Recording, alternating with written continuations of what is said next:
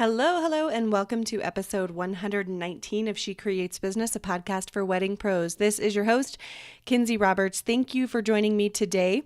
I'm looking forward to introducing you to my guest, Danielle Salazar.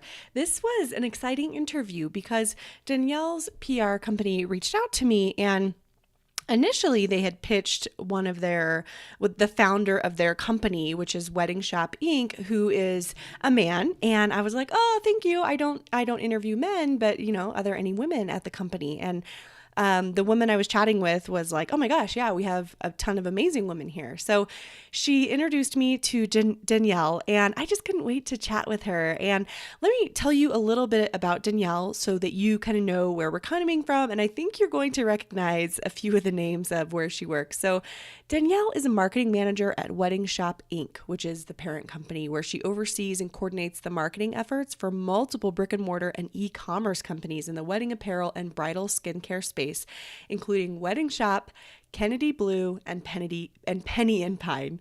Danielle and her team have been able to grow online traffic by 60 to 100% year over year, while revenue has grown by 110 to 130%. She attributes that growth to her heavy focus on lead acquisition, content, social media, and customer feedback. Before transitioning to the corporate side of the wedding industry, Danielle worked directly with brides as a bridal consultant. Being able to experience both sides of the industry has been crucial to her success, and she has now been in the industry for just over 7 years. So if you're like me, you probably recognize the name Kennedy Blue right away. I constantly see display ads for Kennedy Blue. I see pins on Pinterest, and that's the bridesmaid's dress shop. In case you were wondering, that is fully e-commerce. And then Wedding Shoppe is brick and mortar, and Penny and Pine is their newest addition to the brand, which is a bridal skincare company. And I'm just really impressed by everything Danielle is doing. She's managing a team, but she was just so forthcoming in this interview, and I can't think of another word for it, I'm sorry, but she just really opened up about the marketing strategy, how they're growing year over year by such huge percentages, and really how they're using customer feedback to drive their marketing. And I really appreciated her candor by just saying, on social media, we don't have a master plan. It's mostly about consistency, which I think is true. And don't hear what I'm not saying. Of course, they have a plan and a marketing content calendar, but you'll hear her dig into that a little bit more. So what I mean by that is, there's not some, like one thing they're doing that's so crazy. It's mostly about consistency and showing up for their clients. And oh my gosh, if we all just did that, right? If we were all consistently showing up for our clients in whatever way that means to us, I feel like we would see a lot of differences in our businesses. So before we get started, as I record this, it's November 2018, and as this episode is airing, it's actually Thursday, November 22nd, 2018, which is Thanksgiving in the United States. So happy Thanksgiving to all of my friends in the United States who are celebrating, and if you're not celebrating, or if you're out of the United States, happy season of gratefulness to you, right? I'm so thankful for all of you, and I really appreciate you being here with me week in and week out. Even when I miss a few weeks, I appreciate you always. I am having some fun sales in the opt-in shop beginning on Small Business Saturday and running through Cyber Monday. So it's a surprise. Go to the shop at shecreatesbusinesspodcast.com/shop to figure out what those discounts are starting on Saturday, November 24th, which is Small Business Saturday. We're going to skip Black Friday, you guys, because I feel like it's chaotic. Without further ado, let's go chat with Danielle of Wedding Shoppe Inc. Danielle, welcome to the show. Hi, thank you so much for having me. It is my pleasure to have you on here. I'm really looking forward to this chat. We were just chatting offline, you guys. We were just kind of like going over the bullet points of everything that we wanted to talk about. And at the end, I was like, oh, we have to talk about how you get client feedback. And Danielle was like, yes, we have like 3 main things. So Yes. I cannot wait to dig into all of this. But as I always do, I read your professional bio there at the top of the show. So everyone knows a fair bit about you, but I would love for you, in your own words, to just tell us who you are and what you're doing in the wedding industry right now and how you ended up there. Yeah, thank you so much for the intro. So I am currently a marketing manager for a few different companies, actually. Mm-hmm. The Wedding Shoppe is kind of the overall parent company, which is a brick and mortar and an e-commerce store. And then I also work for Kennedy Blue, which is e-commerce, and then Penny and Pine, which we actually just started very, very recently, which is actually a skincare line in the wedding space, but everything else is apparel. So I started in the wedding industry years ago.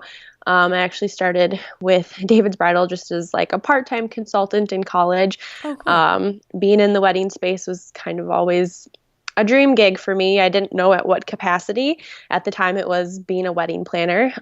I've long realized that that's not in the cards for me, but by choice. But then I landed at the Wedding Shoppe working as just a day-to-day bridal consultant, and then have just slowly migrated into this position. I really helped build Kennedy Blue somewhat from the bottom. I did a lot of everything from like their customer service and shipping and order processing and merchandising and just a little bit of everything over the years, and have landed where I am now. So that's a lot. So you really, when you were with Kennedy Blue, had it just started, that brand? Yes. Okay. Yep. So Kennedy Blue launched at the Wedding Shoppe.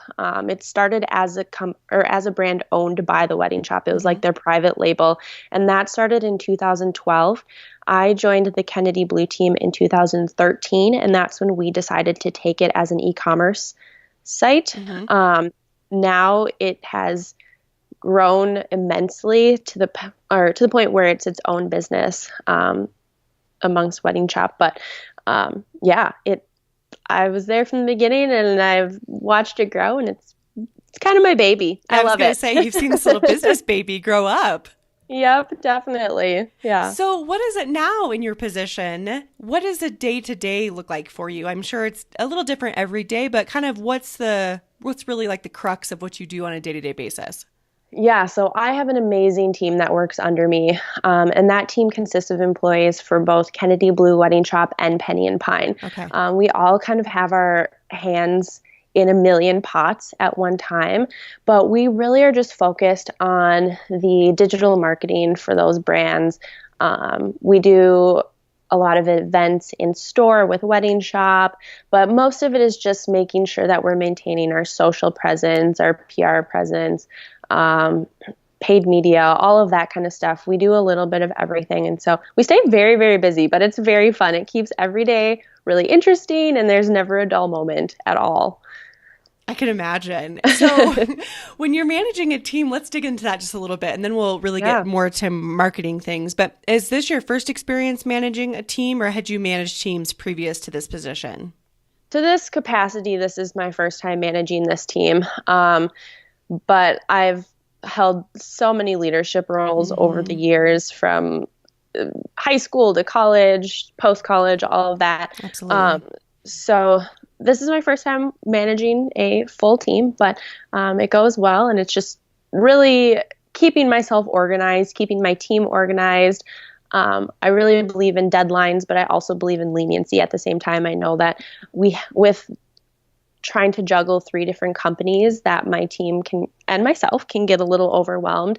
And so just making sure that we're all prioritizing the right things, and me being lenient with their needs, but I also expect like the work to get done. So definitely. How do you find, what are some practical ways you guys have implemented that helps you manage those 3 brands? Oh man. I mean, we use a lot of just like online tools. Sure. I mean, that is one of the biggest helps, is just being able to have a shared space where everything is organized, where documents that we're all working out of. That's probably one of the biggest things. But then we haven't actually implemented this yet, but we're going to be upon the new year, is setting aside specific days that we're working on each brand. So like Mondays and Wednesdays will be Wedding Shoppe days, Tuesday, Thursdays we'll really push hard on Kennedy Blue, and then Fridays will be our Penny and Pine focus day. So meetings will fall on those days. That's when we can really like hone in and just focus very heavily on whatever brand we're working on at that time. I like that a lot. It's like batch working for brands. Yep. Exactly. I love that. Well, and what a great organizational structure for the team, because they know exactly, they may not know exactly what they're going to work on that day, but they know today is my Kennedy Blue Day. Yeah. And all of my employees, they have very, very specific roles. So we have our content specialist, we have our acquisition specialist, we have our graphic designer. And so they have pretty set like day-to-day routines and projects that they maintain.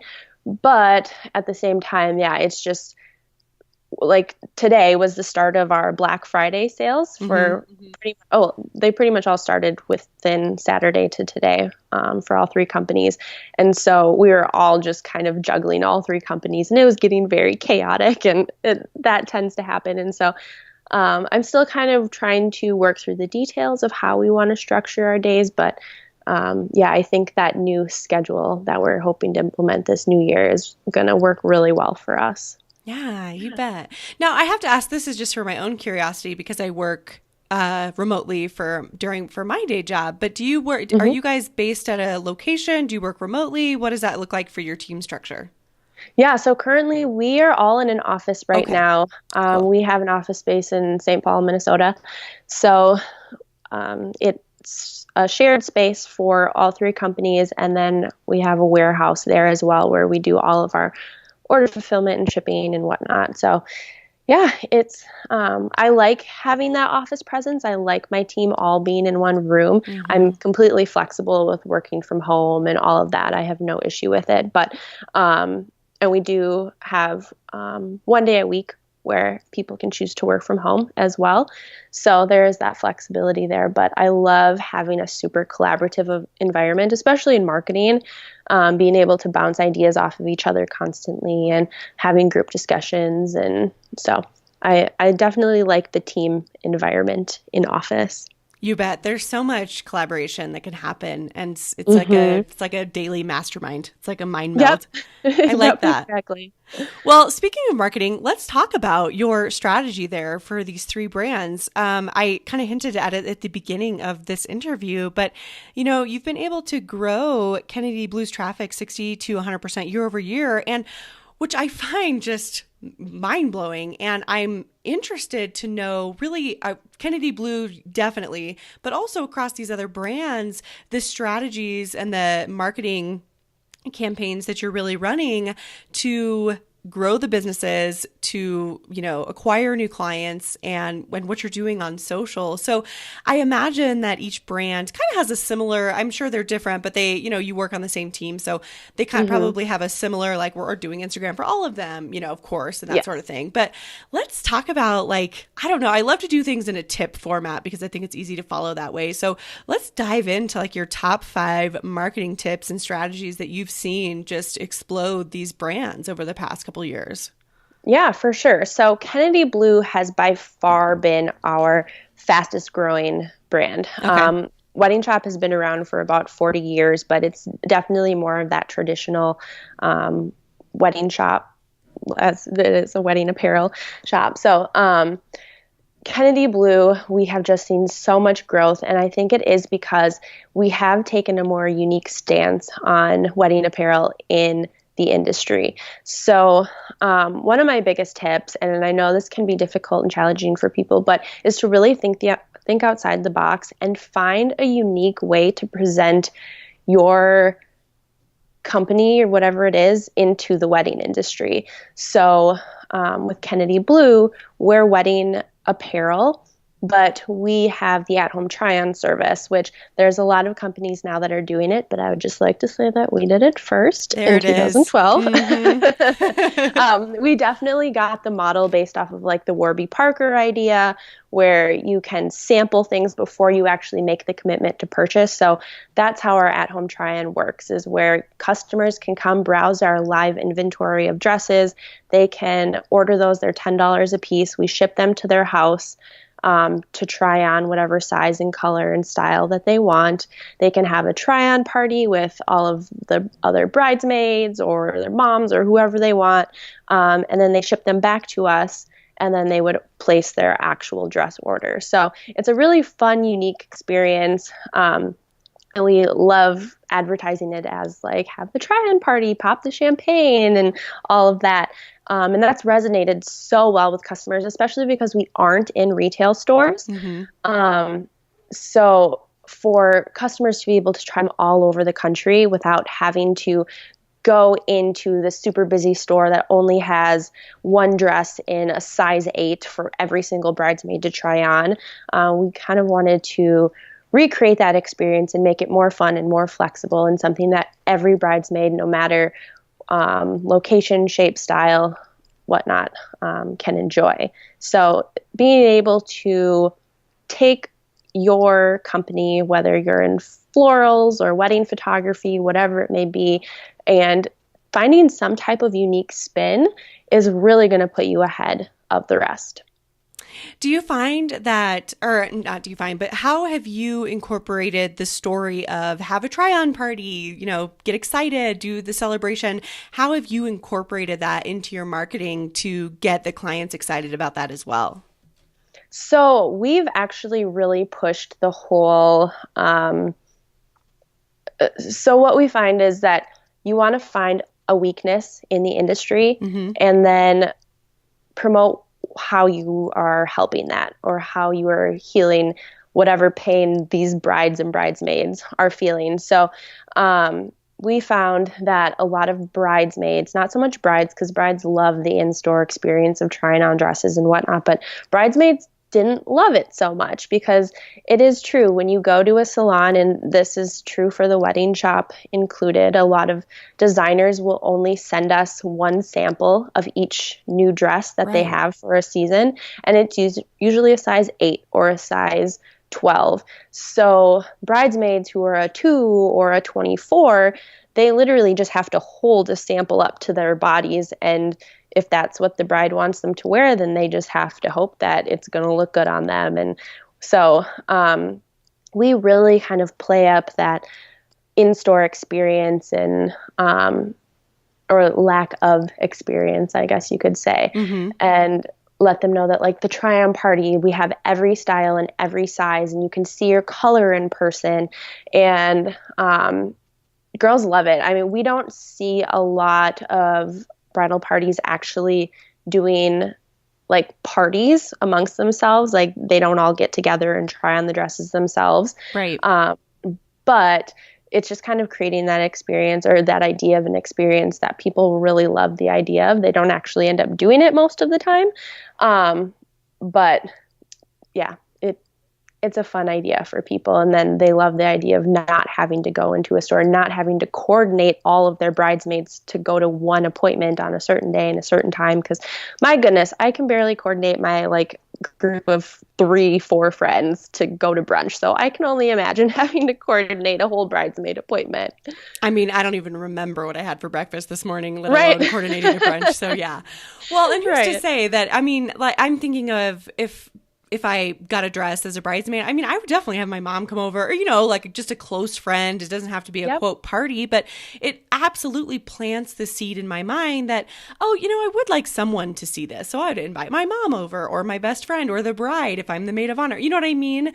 And so it really plants that seed, even though if it's, it doesn't have to be like you said, a party, but it really gives them that idea, like, I'll feel so much more comfortable at my own house, but I do want someone to see it, and they're off to the races.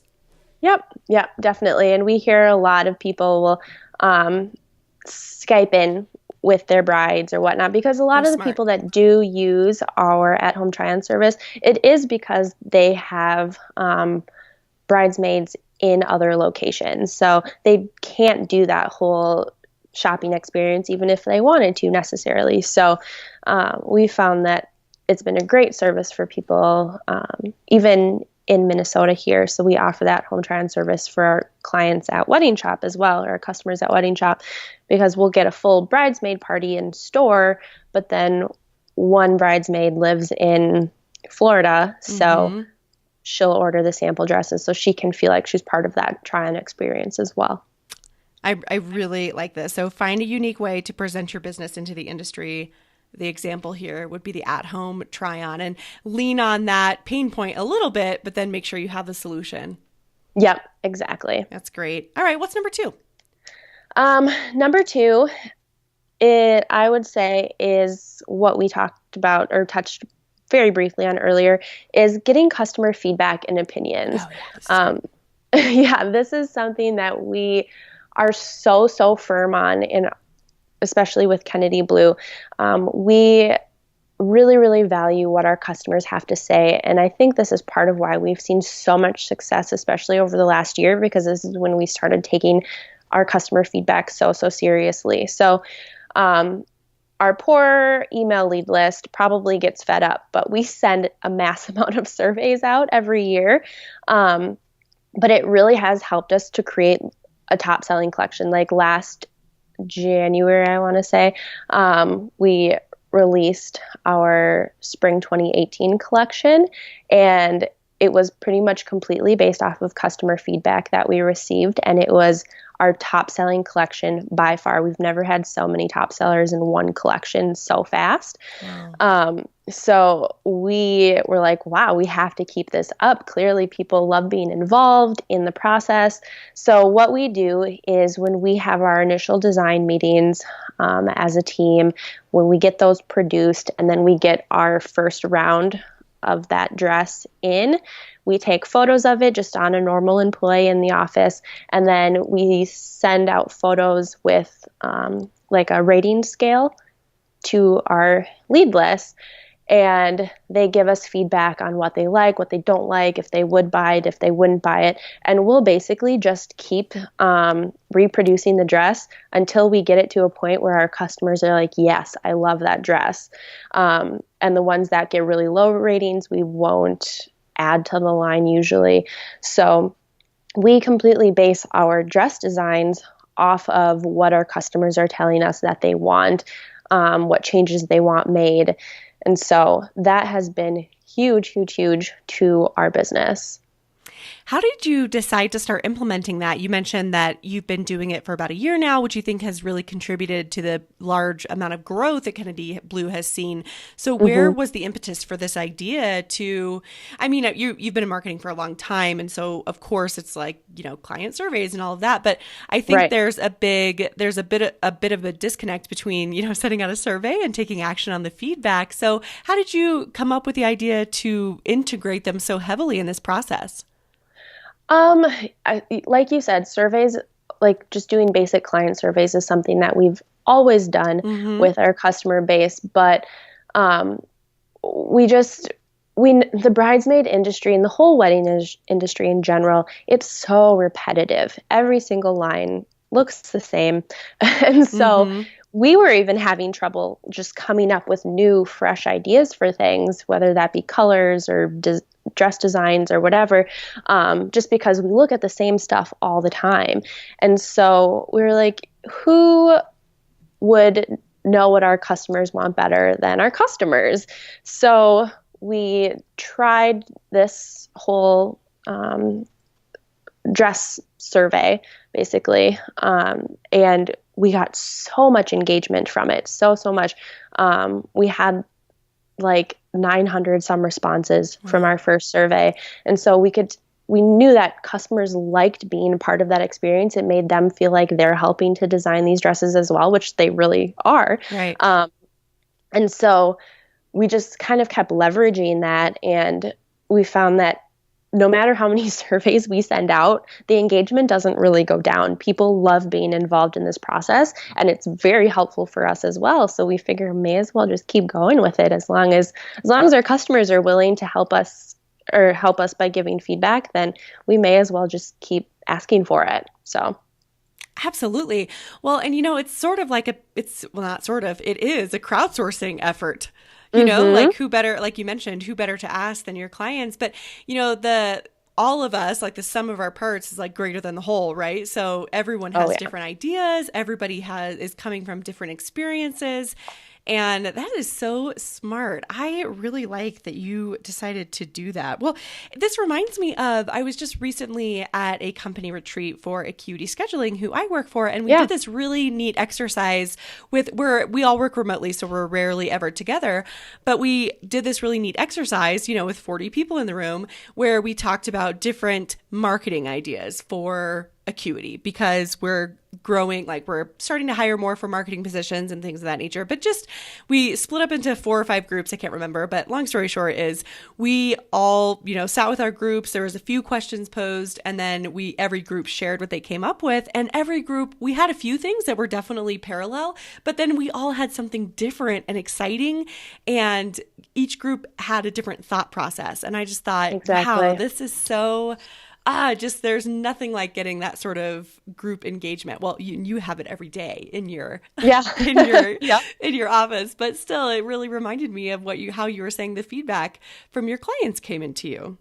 Yep, exactly. And I think it does stem from our office being just such a collaborative environment. And so it's kind of like bringing our customers right into our office and just talking with them. And the Kennedy Blue customer service team is so good about listening to the feedback that they get from customers after purchases. And we really, really take everything that we get into consideration. I'm sure a ton of companies say that, like, oh, your feedback is so important to us, but we really do read into everything, and we take absolutely everything into consideration when we're designing or when we're creating new processes or trying to simplify processes and whatnot. And so our customers are a very, very big part of our business and a very big part of our growth, not just from a sales perspective, but just how we've evolved as a brand and as a company internally as well. You said something else that really stuck out to me, and I think it's an important consideration when you're creating for other people, for so many other clients. You mentioned that in the industry, it feels very repetitive. And there's so much sameness, and it can be really hard to get out of that. I know I have that feeling, we feel like, because we're all looking at the same thing every day, that there's only one or a few ways to do things, or, all of the tablescapes look the same, or like if I see one more blush wedding, I'm just kidding. Oh man, yeah. But I wonder, aside from, getting customer feedback, what do you do to stay creative and to stay ahead of the game as a manager of a team and just in marketing in general in our industry? What are some things you like to do? Oh man. Well, I'm just naturally a very creative person, I would say. I find creativity in the smallest of things, but I'm a huge online shopper, very big online shopper, to the point where it's slightly becoming a problem. But yes, girl, I support you in that. I support that. This week is not helping. Black Friday it's a love-hate relationship for sure. But I'm just constantly looking at other brands. I'm following way too many Instagram accounts and looking at emails constantly, not necessarily for my own pleasure, but just to see what are other brands doing, especially bigger brands, not necessarily in the wedding space, but like the Lulus of the world and Amazon and Old Navy and companies that are doing really well for themselves, but are within the apparel industry, and just kind of always getting ideas on how we can scale that into a smaller brand like Kennedy Blue or Penny and Pine. And so, yeah, I would say just keeping up on what everybody else is doing. The wedding industry is a little bit hard. Everything is just really so dated. So, I mean, Kennedy Blue has really started trying to go a little bit out of the box and go for more of the ready-wear apparel, versus trying to keep up with other bridesmaids companies. We don't really look at other bridesmaid companies as our competitors. We look at things like Lulu's and Amazon, and the wedding industry is changing so much, especially for apparel. People aren't necessarily buying the $250 bridesmaids dresses anymore. They want the $100 bridesmaids dresses because they're not going to wear them very much. Millennial right now are just so much more frugal than brides have been in the past. And so they're always looking for ease and convenience and affordability. And so that's really why something that we've had to keep up with, especially in the Kennedy Blue model. So our dresses, for instance, price point, we used to be up to $189 for all of our dresses. They kind of ranged with a $159 to $189 price. But we knew we had to really scale that down to grow our business and to get more of a customer base. So right now we're sitting right around the 109 to 149 range. So we don't have anything over 150 at this point.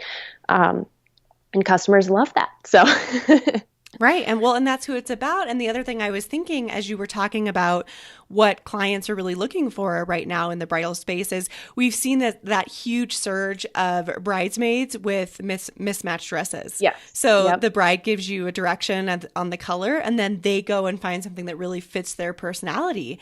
Exactly. So I feel like that trend has been really impactful to the bridesmaids dresses industry as a whole. It's been impactful, but it's hurt a lot of companies for sure. Because bridesmaids, if they're given free will to pick anything they want, then they're definitely going to go for the most affordable option and the trendiest and cutest option, because why wouldn't you? Right. So we've just had to keep up with that, and we've had to adapt to it. And I think we've done a good job of it. It hasn't been a struggle for us, but a lot of the brick and mortars I know are struggling a little bit more with it, just because they're really at the free will of the designers that they carry. And that kind of leads me into the next point, is what I was going to say, is that having the right product is so, so important to a business. Tell me what you mean by that. So just especially like in wedding apparel, having the right merchandise, having what people are looking for, having the right price points that reflect your target market is going to be so important. I think a lot of businesses tend to think that there's something they're not. I don't really know how to put that, but nicely, I guess, but that's okay. We can just say what we're really thinking on this show. Right, exactly. But like, you think you have this like really high-end client base, but like, I'll just use wedding planning as an example. So you might think that, I cater to the higher end brides and my packages are all going to be like $5,000 to $10,000, but really, whatever your marketing is or your branding or whatever it may be, you're really kind of bringing in more of like the $2,000 brides or like the day of brides, So that's just using the non-apparel industry as an example. But for us, it's when we go to bridal fashion week and whatnot, is being able to pick the products that are actually going to sell in store. We carry like 800 some dresses at the Wedding Shoppe in store. And when we pick up new lines, if they're a complete bust, that's a lot of money down for us. That's so just being able to have the right product for your clientele. And I think for all three of our companies, we have a really good idea of exactly what our clientele is looking for. So, for example, with Penny and Pine, our new skincare company, we really leveraged, again, our lead list from Kennedy Blue and Wedding Shoppe to not only come up with this brand was created literally out of customer surveys and being like, what do you think is missing in the wedding industry? So not only did we leverage those leads, but we surveyed them enough to find sorry, I'm like stumbling over my words here. So, okay, Penny and Pine is a skincare company that focuses on wedding skin prep. So, the price points are a little bit higher. Most of the products are within like $20 to $50. So it's not like your normal Target or Walgreens buys. So when we were surveying customers being like, would you buy this product at this price point? People were like, no, that's way too expensive. Why would I buy this when I can just go to Target? And at the time, our branding was really focused around natural, organic, cruelty-free, sustainable packaging. We were kind of going for more of like the millennial minimalist idea for Penny and Pine. And people just didn't react well to that, which wasn't what we were expecting at all. And that's how we had pretty much completely created Penny and Pine up until this point. And so we were all thrown for a total loop because we thought that Penny and Pine's customer wanted the natural, organic, cruelty-free products, which in reality, they didn't really care so much about those aspects. And so we then roundtabled, threw out ideas, and we came up with this idea that what is important to us to educate our customers on. And we really wanted to talk about the importance of putting good ingredients on your face. What's the difference between using a product that's made of all natural and organic ingredients versus using a big name brand from Target? Right. So we kind of changed our branding and our verbiage on the next survey to talk more about that. We literally used the same photos, the same pricing. We just changed up the wording, and people were like, oh yeah, I would buy that. Yeah, I care about my face. And it was just a completely different response. So that's kind of what I mean when I'm talking about like having the right product and branding it correctly for your audience, was that we had the right product, but we weren't branding it correctly to hit our target audience. We thought they were the earthy, natural people, when in reality, they just want good things that are good for their face and aren't going to make them break out.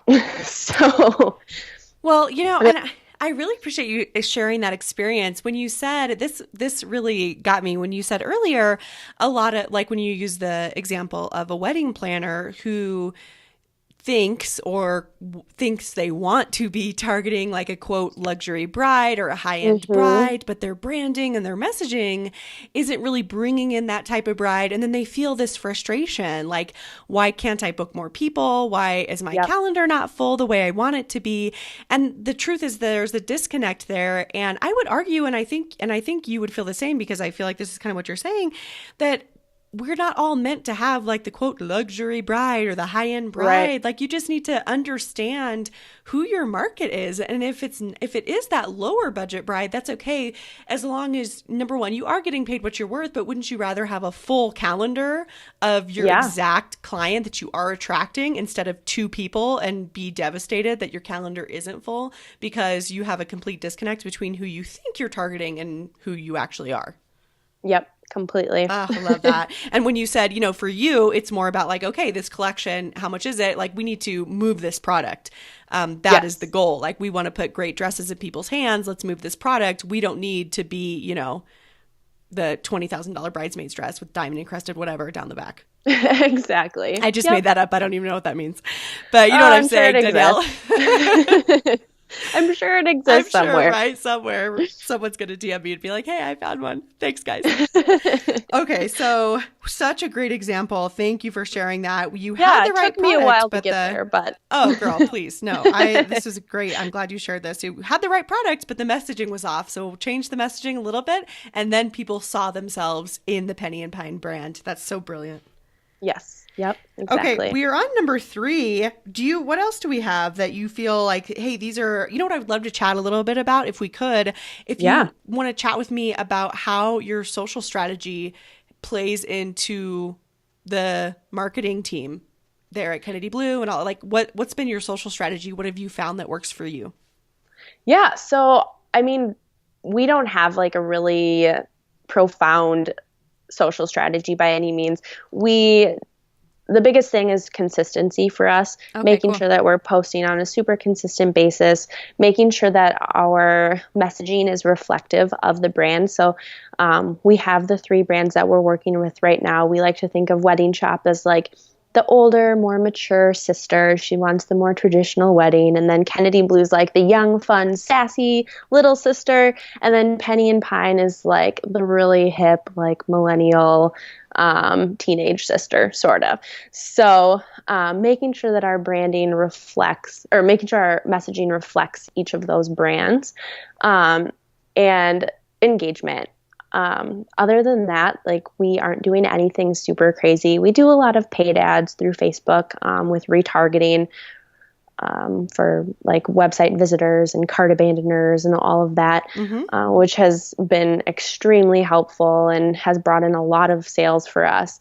But beyond that, nothing super crazy. Just really making sure that we're on top of it and constantly maintaining it.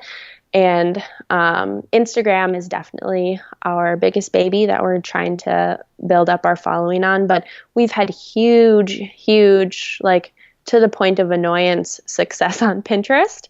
We have like 90% of our traffic comes solely from Pinterest. I was going to say, I have seen a Kennedy Blue ad on Pinterest, I think. Yeah. I love it. We don't even do ads. It's just all organic. It's all organic, just repins, huh? Yep. It's crazy. It's great. It's absolutely wonderful, but that traffic does not convert for us. It's very, very low hanging fruit. It's kind of nice because we're planting the seed in people's minds, but they just come to the website and then they leave immediately. So converting that Pinterest traffic has always been something that we've struggled with, and we have been brainstorming to do. Very recently, we started creating more content upgrades, which was something else that I was going to talk about for a marketing strategy with lead capturing. And please do. Yeah. So I'm not sure, are you familiar with the term content upgrade? Girl, I have a whole shop full of content upgrades. Yes. Perfect. We're so familiar with content upgrades and opt-ins. Good. Well, when I brought that term up to my team, they all were like, what do you mean? And then I explained it and they knew what I was talking about. They just didn't know the term. Everybody calls it something else, like lead, content upgrade, tripwire, freebie. Tripwire, yeah, that's what we usually call it in office. But I think content upgrade just sounds more fun. Doesn't it? So content upgrades, tell us about that. Yeah. So we had to figure out what the heck are we going to do with all of this Pinterest traffic. We are getting thousands and thousands of people coming to our site every single week, but we aren't getting their information. They're not purchasing. They're not even in the buying cycle at this point.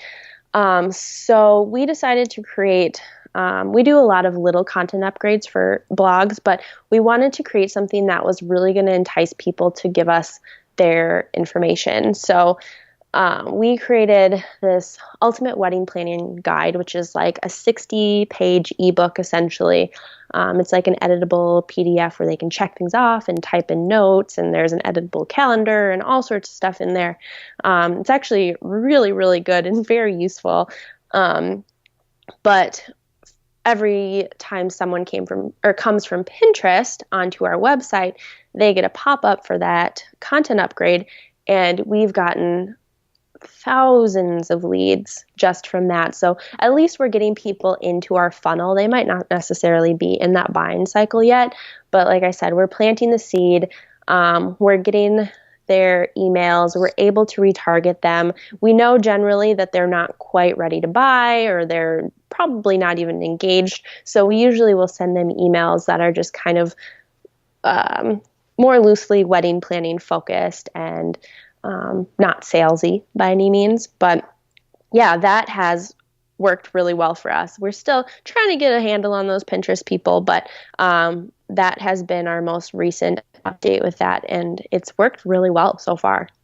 Well, and at least you're capturing them and putting them onto an email list, which you have more control over. And if anything, number one, there's brand recognition. When I hear Kennedy Blue, I am way beyond the bridesmaid stage. I've been married for 10 years, but yep. I know the name. I know what it is. There's brand recognition there for me. And not just because I'm in the industry, but then also, who's to say, I think sometimes Pinterest traffic for a retail brand or an apparel brand can be just a little bit fickle. It's like a little elusive because you don't know, especially in our industry, because our cycles are so weird, essentially. Yeah. Like we just have someone's engaged for 12 months, but the bridesmaid don't necessarily need to buy their dress 12 months out. You know what I mean? Exactly. But who's to say that someone who pops on that list to get that planner isn't like, oh, hey, Danielle, I saw the Kennedy Blue, like I got a free planner from them. You're just now engaged or whatever. I know you're a maid of honor for whatever. And who's to say that girl didn't just go to kennedyblue.com? You know what I mean? Exactly. So yes, that's truly a lead from Pinterest, but there's no way to actually track that. And word of mouth is still huge. Oh yeah, absolutely. So Yeah. I hear you, sister. It's a weird thing to track, but I mean, that what a cool thing to hear that you are, number one, they're getting something useful in their hands. Number two, you have them on your list. You can do something with them later. Yeah, exactly. And lead capturing has just been absolutely huge for our business. We've really, really focused on that, especially the last 6 months. We run monthly giveaways on all three of our sites. Oh, fantastic. Yeah, and we get anywhere from around 2,000 to 6,000 leads per company for those. So whether we're giving away our own free product or we're partnering with other vendors, we're always running some type of a giveaway that is bringing leads in the door. And we find that a good handful of them do make future purchases, even if they don't win whatever freebie it is that they're shooting for. But yeah, that has been a huge thing for us as well. Right. I'm loving this. So as we wrap up here, do you have any final thoughts? Is there another tip you wanted to touch on before we send everyone off to wrap up their, do more marketing, especially now that we're getting into engagement season? I feel like this conversation is coming at the perfect time. Oh, I know. This time of year is absolutely just nuts for everybody in the industry. Mm-hmm. But like I said, it keeps it fun and interesting, and I love it. Never a dull moment.